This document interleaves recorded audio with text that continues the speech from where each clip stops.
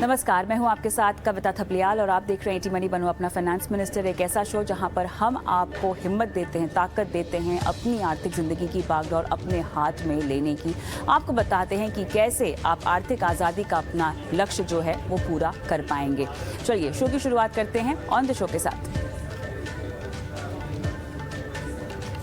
Loan की है दरकार और सिबिल स्कोर है बेकार, सुधारने के लिए करें कौन से काम जिससे झट से होगा लोन अप्रूव।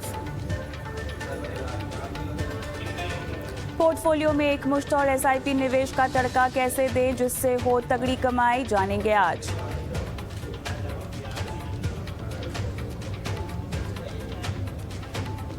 बेटी की शादी करनी हो या फिर बनाना हो रिटायरमेंट प्लान, एसआईपी फॉर्मूला में है हर समाधान।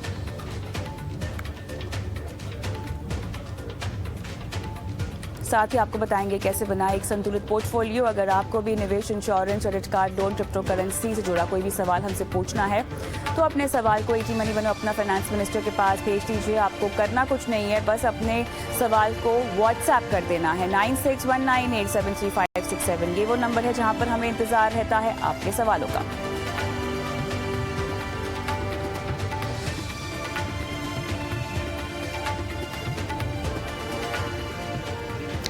चलिए, तो आज का शो बेहद खास है क्योंकि हम एक बहुत अहम मुद्दे से चर्चा शुरू करने वाले हैं। हम बात करने वाले हैं आपके क्रेडिट स्कोर की। जी हाँ, ये एक ऐसा स्कोर है जिससे ये पता चल पाता है कि आप कितने लोन लेने या लोन देने के लायक हैं या नहीं। अमूमन अगर आप लोन लेने गए हो, ख़ासतौर से होम लोन लेने गए हो, तो सबसे पहले आपका जो क्रेडिट स्कोर है वो चेक किया जाता है। लेकिन क्या ये केवल लोन लेते वक्त ही चेक किया जाता है या और भी कई सारे पैमाने हैं जिनके ज़रिए आपका क्रेडिट स्कोर बनता है? खड़ा कैसे होता है आपका स्कोर? कैसे स्कोर के फ़ायदे हो सकते हैं? ख़राब स्कोर के क्या नुकसान हैं? कैसे आप इसको सुधार सकते हैं? तमाम पहलुओं पर बात करेंगे। Aparna Ramchandra, founder director rectifycredit.com हमारे साथ हैं और Hemant AR AVP communication bankbazaar.com हमारे साथ हैं। आप दोनों का स्वागत है इस खास पेशकश में। अपर्णा, लगातार बात होती रहती है इन तमाम मुद्दों पर आपसे, लेकिन आज थोड़ा सा पाठशाला वाले मोड में हम बात करेंगे क्योंकि लोगों को समझाएंगे कि आखिर क्रेडिट स्कोर होता क्या है। अपर्णा, अमूमन हम देखते हैं कि लोगों को इसके बारे में ख़ास जानकारी नहीं होती है। पहला उनका जो इंट्रोडक्शन होता है क्रेडिट स्कोर से तब होता है जब वो जाते हैं अपने लिए कोई होम लोन खरीदने। तो मुझे ये बताएं कि किस तरह से क्रेडिट स्कोर का महत्व है आपकी फाइनेंशियल लाइफ में। Thank you Kavita. Credit score एक बहुत अहम मुद्दा है क्योंकि आज हम जो टाइम से गुजर रहे हैं, सिर्फ एसेट्स मतलब सिर्फ इन्वेस्टमेंट और सेविंग के थ्रू आप कोई भी एसेट क्लास खरीद नहीं पाओगे। तो डेट कंपोनेंट उसमें बहुत जरूरी हो गया है। एक जमाना था जब लोन लेना, कर्ज लेना was looked down upon, but today it is like a fashion statement कि मेरे पास इतने सारे लोन्स चल रहे हैं, which means you are trying to tell the people कि आप इतने क्रेडिट वर्दी हो। So credit score from that perspective is extremely important। और जैसे आपने कहा, होम लोन के लिए जब आप अप्लाई करने जाते हो, जो एप्लीकेशन आपका रिजेक्ट होता है, तब आपको क्रेडिट स्कोर जानना जरूरी नहीं है। मतलब it need not be like that. As a routine, as a health checkup, annually आप एक बार अपना क्रेडिट स्कोर खुद चेक कर सकते हैं। और आरबीआई की मैंडेट के हिसाब से चारों ब्यूरो के पास CIBIL, CRIF, Experian and Equifax सालाना आपको एक free report as an individual आप अप्लाई कर सकते हो। तो आपको चारों वेबसाइट से क्वार्टरली भी चाहिए तो आप एक एक ब्यूरो से आप एक एक अपना रिपोर्ट निकाल सकते हो। तो ये आप एटलीस्ट जान सकते हो कि आप कहाँ पर हो, कितना आपका मतलब आप कितने क्रेडिट वर्दी हो। लोन अप्लाई करने से पहले आप सतर्क हो सकते हो कि अगर खराब है तो इसको रेक्टिफाई करके फिर आप लोन के लिए अप्लाई कर सकते हो। चलिए, ये तो आपने समझ लिया, बुनियादी बातें हमने आपको बताई हैं जो क्रेडिट स्कोर से जुड़ी होती हैं, लेकिन अभी ये स्कोर खड़ा कैसे होता है? हेमंत, मुझे ये बताएं कि आपका जो क्रेडिट स्कोर है, तमाम तरह की एजेंसियां हैं जिनके नाम अभी अभी अपर्णा ने लिए हैं, सिबिल लिया, इक्विफैक्स लिया, ये वो तमाम एजेंसियां हैं जो आपकी क्रेडिट रेटिंग जो है वो जनरेट करती हैं और बैंक्स इनसे आपकी रिपोर्ट लेते हैं। सिबिल स्कोर हम इसीलिए कहते हैं क्योंकि ज़्यादा लोकप्रिय ये है और अधिकतर बैंक इसका इस्तेमाल करते हैं। लेकिन हेमंत, आपसे मुझे समझना ये है कि ये खड़ा कैसे होता है, क्रेडिट स्कोर, किसी भी शख्स का क्रेडिट स्कोर खड़ा कैसे होता है? जी, तो इसमें ये होता है कि जैसे ही आपने कभी कोई लोन या क्रेडिट कार्ड लिया तो आपकी क्रेडिट हिस्ट्री शुरू हो जाती है। आप किसी भी तरह के लोन से जुड़ जाते हैं तो एज अ बोरोवर या एज अ गारंटर अगर आप किसी लोन से जुड़ रहे हैं तो आपकी क्रेडिट हिस्ट्री उस टाइम से शुरू हो जाती है। आप लोन ले रहे हैं, आप लोन चुका रहे हैं, तो आपका जो लेंडिंग इंस्टीट्यूशन या बैंक या एनबीएफसी है वो इन क्रेडिट एजेंसीज को आपका डेटा देगा। वो बताएगा कि आपका पेमेंट जो है वो टाइम पे है या नहीं है, आपके लोन का अकाउंट का स्टेटस क्या है। इस तरह के इंफॉर्मेशन आपका जो लेंडर है वो क्रेडिट ब्यूरो के साथ शेयर करेगा। और जैसे जैसे आप अपना लोन चुकाते जाएंगे वैसे वैसे आपकी हिस्ट्री बनते जाएगी। हर क्रेडिट ब्यूरो का एक फॉर्मूला होता है स्कोर कैलकुलेट करने का। बट सबसे ज़रूरी बात यह है कि आपका टाइम पे पेमेंट और पूरा पेमेंट सबसे ज़रूरी है। अगर आपके पेमेंट्स ईएमआईज और क्रेडिट कार्ड ड्यूज जो हैं अगर टाइम पे होते रहेंगे और पूरे होते रहेंगे तो आपका स्कोर अच्छा बनता रहेगा। आज के ज़माने में 750 के ऊपर का स्कोर अच्छा माना जाता है। और अगर आपका स्कोर उतना ऊपर है तो आपको लोन्स मिलने में काफ़ी आसानी हो सकती है। तो सबसे ज़रूरी यही बात है कि आप जो भी लोन ले रहे हैं उसको समय पे चुकाएं और पूरा चुकाएं। क्रेडिट यूटिलाइजेशन थोड़ा कम रखें तो अच्छा रहेगा, ये आपके स्कोर के लिए अच्छा है। क्रेडिट कार्ड यूज़ कर रहे हैं तो मिनिमम पेमेंट्स पे सेटल ना करें, आप पूरा चुकाएं। और इन सबके ऊपर जो सबसे ज़रूरी चीज़ वो ये है कि आप स्कोर ट्रैक करते रहें। आप किसी तरह का भी क्रेडिट यूज़ कर रहे हैं, आप जानें कि आपका स्कोर क्या है, आपके क्रेडिट यूटिलाइजेशन से आपके स्कोर पे क्या असर पड़ रहा है। आप ये हर महीने कर सकते हैं। मैं खुद पर्सनली हर महीने एक बार अपना स्कोर चेक कर सकता हूँ, बट आप क्वार्टर में एक बार या साल में कुछ बार आप चेक कर सकते हैं ताकि आपको पता रहे कि स्कोर कहाँ जा रहा है और आपके क्रेडिट कार्ड यूज से या आपके लोन के यूज से आपके स्कोर पे क्या असर पड़ रहा है। चलिए, लेकिन यहाँ पर एक बार फिर से अपर्णा, खड़ा कैसे होता है ये तो हमने समझ लिया है, लेकिन फोकस करना चाहूँगी कि आपका क्रेडिट स्कोर ख़राब कैसे होता है, क्योंकि अगर आपका क्रेडिट स्कोर ख़राब है तो सिर्फ इतना नहीं है कि आपको होम लोन नहीं मिलेगा, आपको कई तरह की दिक्कतें आगे चलकर भी हो सकती हैं। तो वो ऐसे कौन कौन से चेक पॉइंट्स हैं जो आपको ध्यान में रखने चाहिए जिससे इसका खतरा होता है कि आपका स्कोर ख़राब हो गया है? अगर आपने पेमेंट नहीं की है आपको क्रेडिट कार्ड की, अगर आपने वो मिस कर दी है तो वो तो एक बहुत ही नोन फैक्ट है। इसके अलावा ऐसी कौन कौन सी और आदतें हैं अपर्णा, या ऐसी कौन कौन सी गलतियाँ हैं जो आप अनजाने में कर लेते हैं, आपको पता नहीं होता लेकिन ये इम्पैक्ट करता है आपके क्रेडिट स्कोर पर? कविता, बिफोर आई गेट इनटू और कौन से कारण, आपका सिर्फ लोन रिजेक्ट नहीं होता है। आज के तारीख में जॉब रिक्रूटमेंट के पहले क्रेडिट स्कोर चेक किया जाता है। अगर आप हाई एंड कोई प्रॉपर्टी में रेंट पे जा रहे हैं तब आपका क्रेडिट स्कोर चेक किया जाता है। बहुत सारे एएमसीज जैसे म्यूचुअल फंड वाले एएमसीज है, बैंक है, वहां पे एनुअल अप्रेजल के टाइम में भी क्रेडिट स्कोर चेक किया जाता है। सो क्रेडिट स्कोर आज, and I am in fact pushing की मैट्रिमोनियल ब्यूरो में भी क्रेडिट स्कोर का चेक होना चाहिए before they get enlisted. So credit score tells a lot of things to lot of people. And to give you the reasons, एक तो जैसे आपने कहा, आपने अगर क्रेडिट कार्ड का बिल नहीं भरा। सेकेंडली, अगर आपका लगातार लेट पेमेंट का ट्रैक रिकॉर्ड है, एक आधी बार ये 8-10 दिन आगे पीछे होता है तो वो स्कोर पे इतना इम्पैक्ट नहीं करता है या ना के बराबर होता है। लेकिन अगर एक कंटिन्यूअस ट्रेंड है जहां पे आप लेट पेमेंट किए जा रहे हैं, दैट इज नंबर 1। नंबर 2, अगर आपके चेक बाउंसेस हो रहे हैं, आपने ईएमआई मतलब आपने चेक के थ्रू ईएमआई का कनेक्ट किया है और आपके चेक बाउंस हो रहे हैं। थर्डली, आप अगर बहुत सारे लोन्स एक साथ ले रहे हैं और बहुत फ्रीक्वेंटली लोन के लिए आप अप्लाई कर रहे हैं। और the other big reason is where आपके पास बहुत सारे लगातार सिर्फ पर्सनल लोन्स और क्रेडिट कार्ड्स है, मतलब ये अनसिक्योर्ड लोन्स ही ज्यादा है। सिक्योर्ड लोन्स और अनसिक्योर्ड लोन का जो एक पोर्टफोलियो का एक मिश्रण होना चाहिए वो नहीं है, सिर्फ अनसिक्योर्ड लोन्स ही है। तो ये और भी कई रीजन है जिसके वजह से आपका जो क्रेडिट स्कोर है, क्रेडिट प्रोफाइल है, वो खराब होता है। लाइक आई ऑलवेज से, मैं क्रेडिट स्कोर नहीं बोलती हूँ, मैं I always like to see the credit profile, because score एक छोटा सा एक पैरामीटर है जो पूरा आपका कुंडली में जो जैसे अलग अलग ग्रह होते हैं, ये वन ऑफ द ग्रह है। बट कुंडली में और भी फैक्टर्स है। सो क्रेडिट प्रोफाइल आपका खराब होता है और फिर आपको आगे जाके कोई नए लोन्स नहीं मिलते हैं, और जैसे मैंने पहले कहा, नौकरी भी नहीं मिल सकता है। कविता।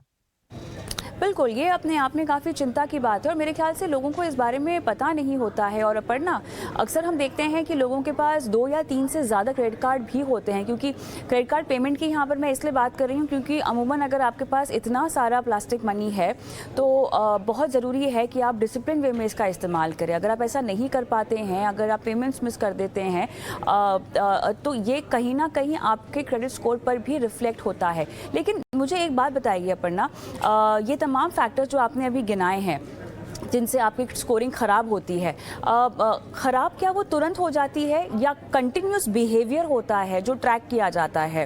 अप्रोप्रिएट बिहेवियर नहीं रहने की वजह से आपकी स्कोरिंग अल्टीमेटली ख़राब होती है अपर्णा, ये कैसे होता है? या एक ही बार में अगर पेमेंट मिस हो गई है तो स्कोर ख़राब हो गया बाय फ्यू पॉइंट्स?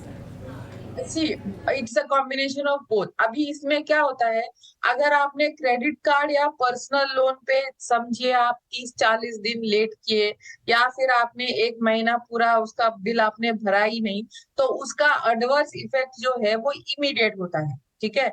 लेकिन समझिए आप अगर होम लोन के आपके 1-2 चेक बाउंस हुए, तो वो तुरंत आपके स्कोर पर इतना इमीडिएट इफेक्ट नहीं होता है, लेकिन वहां पे लेट पेमेंट का जो रिपोर्टिंग है वो तुरंत होता है।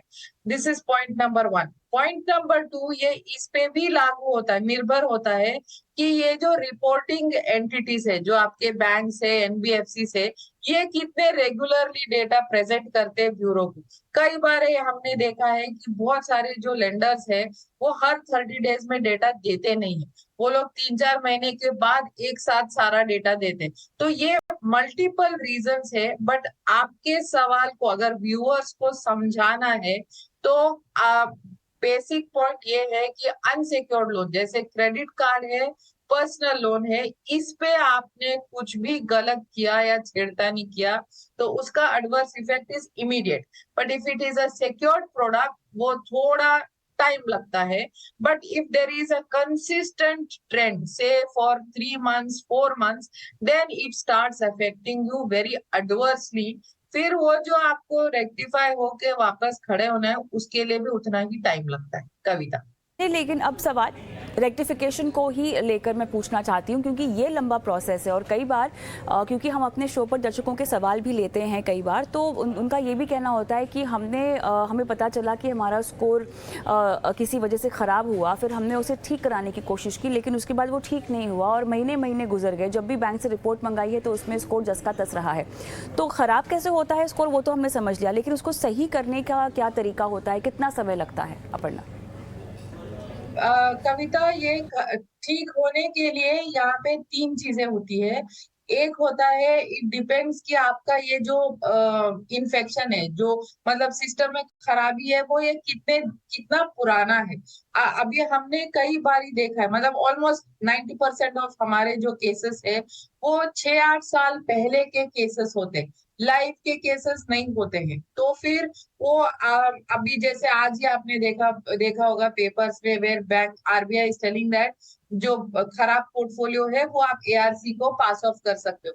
तो अगर आपका अकाउंट काफी पुराना है, फिर एआरसी के पास चला गया है, then to relocate that where your portfolio is, उसका क्या सोल्यूशन है, रेजोल्यूशन निकाल के कस्टमर को समझा के आगे बढ़ना एक चीज होता है।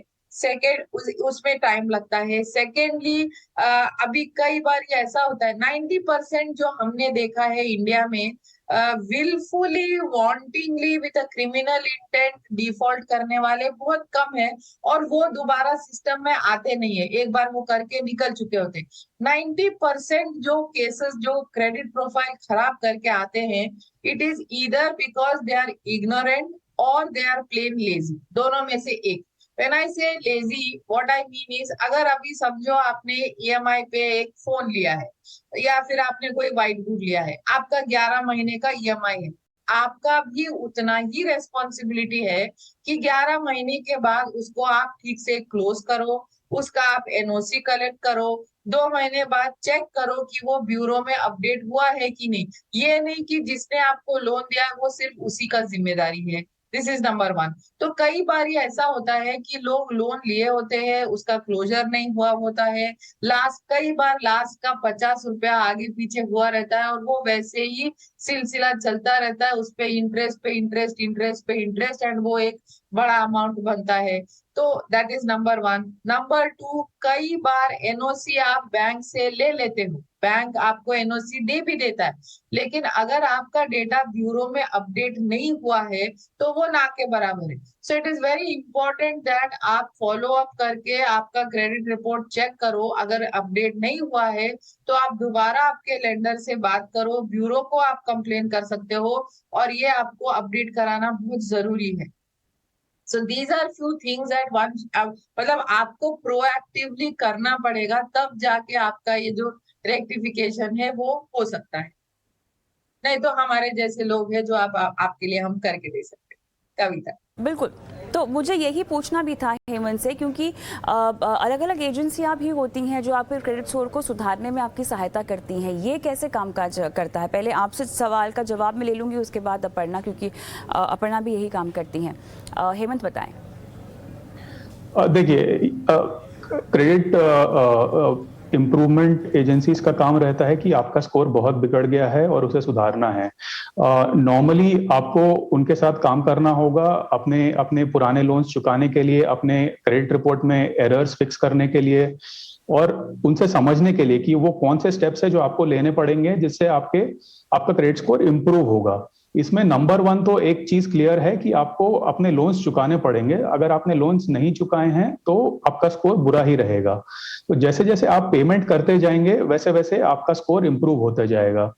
अभी इसमें लोन सेटलमेंट का भी एक इशू रहता है। ऑफन लेंडर्स जो होते हैं आपको एक ऑप्शन देते हैं कि आप अपने लोन का एक कुछ परसेंटेज चुका दें जिससे आपका लोन सेटल्ड माना जाएगा। बट वो लोन आपको जो स्टेटस जो सही होता है आपके लिए एज अ कंज्यूमर, वो स्टेटस होता है क्लोज्ड। क्लोज्ड का मतलब है कि आपने अपना लोन पूरा चुका दिया है।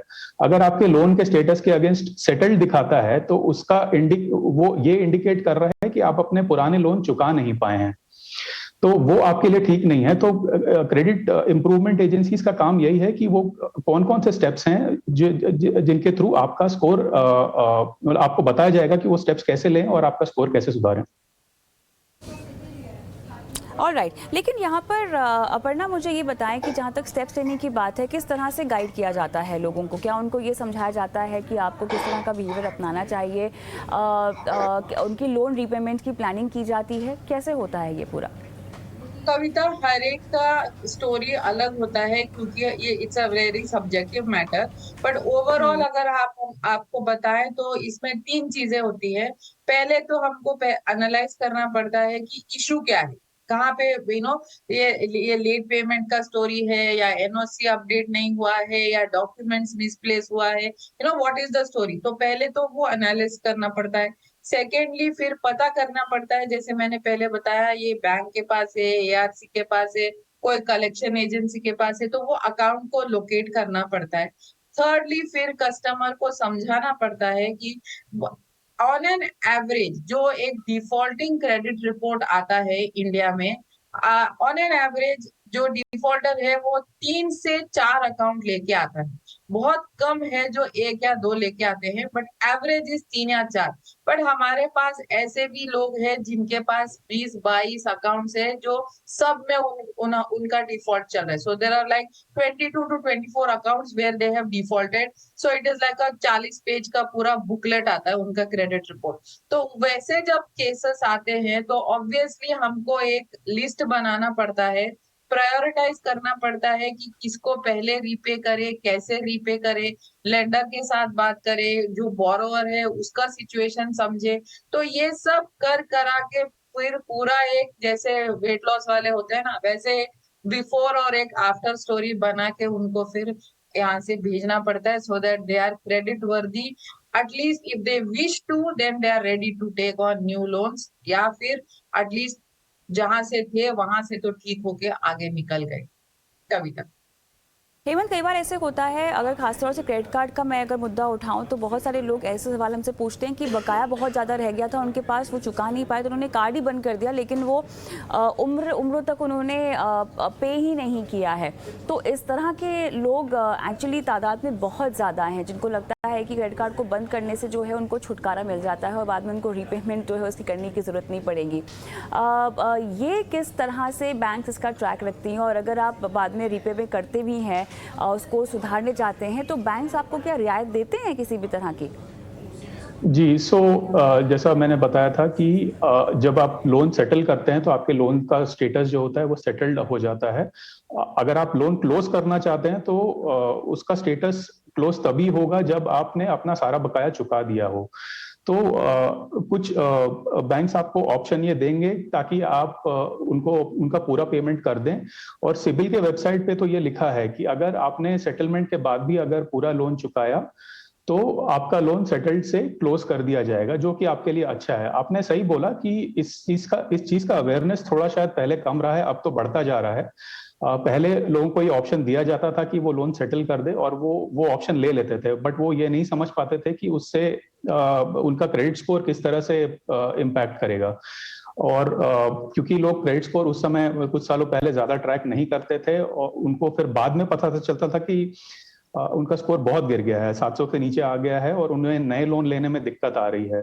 तो इसका रास्ता बस यही है कि आप कोई भी लोन सेटल ना करें, क्लोज करें।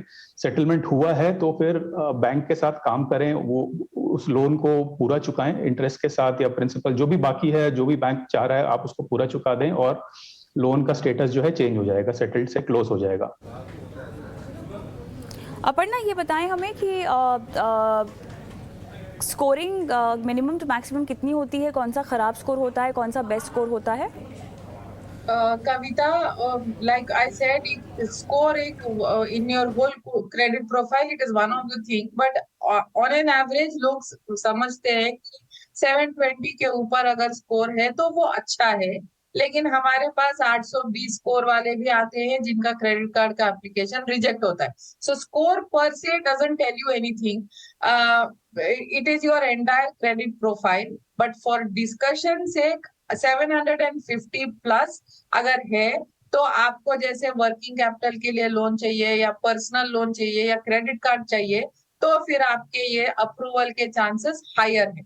आपका क्रेडिट प्रोफाइल अगर अच्छा भी है लेकिन आपका स्कोर 700 या 710 है, तो ये वाले जो प्रोडक्ट्स है ये शायद रिजेक्ट हो सकते हैं। So good credit score is 750 plus, and then a good, I mean, average or below average is anywhere between 690 to 750. 690 से नीचे जो है वो ऑलरेडी बैड वाले बकेट में आना शुरू होते हैं। कविता, अपर्णा, कहाँ से मंगा सकते हैं अपना स्कोर? अगर किसी को चेक करना हो तो किसी बैंक के जरिए जाना होता है? नहीं, आपको बैंक के जरिए जाने की जरूरत नहीं है, क्योंकि जो लेंडर आपका रिपोर्ट निकालता है वो आपको एज एन इंक्वायरी निकालता है और आपको वो नॉन डिस्क्लोज रिपोर्ट मिलता है। आज के तारीख में all the 4 bureaus, CIBIL.com, CRIFHighmark.com, Equifax.com, Experian.com, चारों में देयर इज अ टैब जहाँ पे आपको फ्री रिपोर्ट का ऑप्शन है। आपको वहां पे जाके आपका यूजर आईडी पासवर्ड क्रिएट करना है और 5 मिनट के अंदर आपको सॉफ्ट कॉपी में आपका रिपोर्ट मिल जाएगा। एंड ये जो रिपोर्ट है ये आपको फुल्ली डिस्क्लोज रिपोर्ट मिलता है।